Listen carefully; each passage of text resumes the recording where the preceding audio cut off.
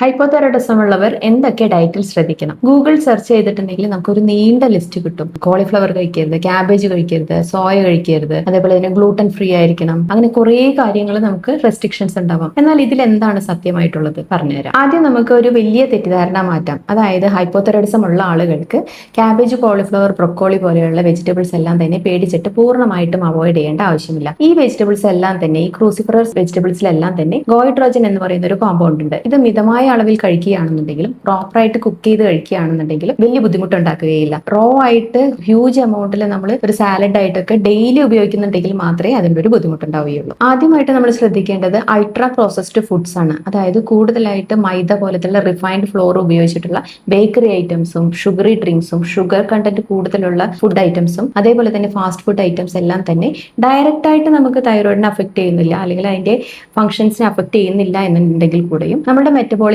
റേറ്റിനെയും അതേപോലെ തന്നെ weight gain control ചെയ്യാൻ ബുദ്ധിമുട്ടുണ്ടാക്കാനും അതേപോലെ തന്നെ ബോഡിയിൽ ഒരു കോൺസ്റ്റന്റ് ഇൻഫ്ലമേറ്ററി പ്രോസസ്സ് നടക്കുന്നതിനും ഒരു കാരണമായി തീരാറുണ്ട്. ഈ ഹൈപ്പോതൈറോയിഡിസം ഉള്ളവരിൽ പൊതുവെ ക്ഷീണം വളരെ കൂടുതലായിരിക്കും. ഇവര് നോർമൽ ഒരു പ്രോട്ടീൻ ഇൻടേക്ക് കുറച്ചിട്ട് അല്ലെങ്കിൽ പ്രോപ്പർ ആയിട്ടുള്ള ഒരു ഫുഡ് ഫോളോ ചെയ്യാണ്ട് ഈ ക്ഷീണം മാറ്റുന്നതിന് വേണ്ടിയിട്ടായിട്ട് കൂടുതൽ മധുരം ഇട്ടിട്ട് ചായയോ കാപ്പിയോ ഒക്കെ തന്നെ കൂടുതലായിട്ട് കഴിക്കാറുണ്ട്. ഈ കൂടുതലായിട്ട് കഴിക്കുന്ന ചായ തന്നെ നമ്മൾക്ക് വീണ്ടും വീണ്ടും ക്ഷീണം കൂട്ടുന്നതിനാണ് ഉപകരിക്കേണ്ടവ. ആ ഒരു ഇൻസ്റ്റന്റ് ആയിട്ട് നമുക്ക് ആ ഒരു മൊമെന്ററി ചിലപ്പോൾ ഒരു എനർജി ലെവൽ കൂടുതൽ തോന്നിയാലും പിന്നീട് വളരെയധികം ക്ഷീണം തോന്നാറുണ്ട്. ഇതിന് കാരണം എന്താണെന്ന് വെച്ചിട്ടുണ്ടെങ്കിൽ കൂടുതലായിട്ട് കാപ്പി ചായയൊക്കെ നമ്മൾ കഴിക്കുമ്പോൾ നമ്മുടെ ഫുഡിൽ നിന്ന് കിട്ടുന്ന ന്യൂട്രിയൻസ് ഉണ്ട്, അയൺ, കാൽഷ്യം പോലെയുള്ളതൊക്കെ, അതിന്റെ എല്ലാം അബ്സോർപ്ഷൻ കുറയുകയും കൂടുതൽ ക്ഷീണം അനുഭവപ്പെടുകയും ചെയ്യുകയാണ്. മറ്റൊരു തെറ്റ് എന്ന് പറയുന്നത് ചിലർ ഫ്രൂട്ട് ഡയറ്റ് അല്ലെങ്കിൽ സാലഡ്സ് മാത്രം, അവരിലും പ്രോട്ടീൻ വളരെ ഇൻടേക്ക് കുറവായിരിക്കും. അതായത് നമ്മൾ ചിക്കൻ, മീറ്റ് ഐറ്റംസ്, മുട്ട, ഫിഷ്, പൾസസ്, കേർഡ്, പനീർ ഇത്തരത്തിലുള്ള ഫുഡൊക്കെ വളരെ കുറവായിട്ടോ മിനിമലായിട്ടോ അല്ലെങ്കിൽ കംപ്ലീറ്റ് ആയിട്ട് അവർ അവോയ്ഡ് ചെയ്യുന്നുണ്ടോ. അതിന് പകരമായിട്ട് ഈ ഫ്രൂട്ട്സ് ആൻഡ് സാലഡ്സ് മാത്രം കഴിക്കുമ്പോൾ നമുക്ക് മസിൽ മാസ് വളരെയധികം കുറയാനും ഇതുമൂലം കൂടുതൽ